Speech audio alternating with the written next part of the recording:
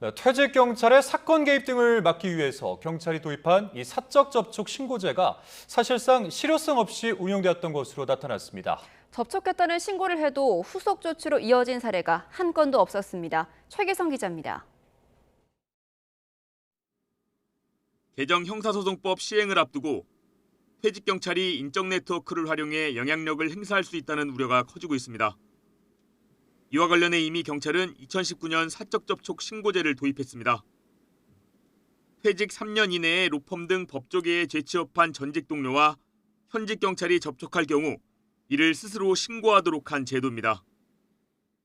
제도 도입 이후 지난 7월까지 접수된 사적 접촉 신고는 모두 149건, 한 해 많게는 40건 넘게 신고가 들어왔습니다.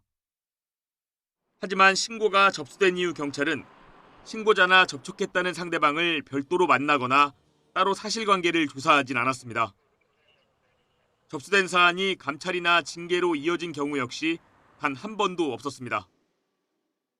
경찰청은 사전 예방적 차원의 제도라 사적 접촉 신고센터에 신고된 건에 대한 조치는 없었다면서 별도의 사적 접촉 위반 사실이 확인된 경우 징계 등 엄정하게 조치하고 있다고 해명했습니다. 제도 자체를 통한 제재나 관리는 전혀 이뤄지지 않고 있다는 점을 스스로 인정한 셈입니다. 신고 내용 대부분이 식당이나 경조사에서 우연히 만난 경우라는 게 경찰 설명이지만 조사조차 하지 않아 진위 파악도 불가능한 상황입니다.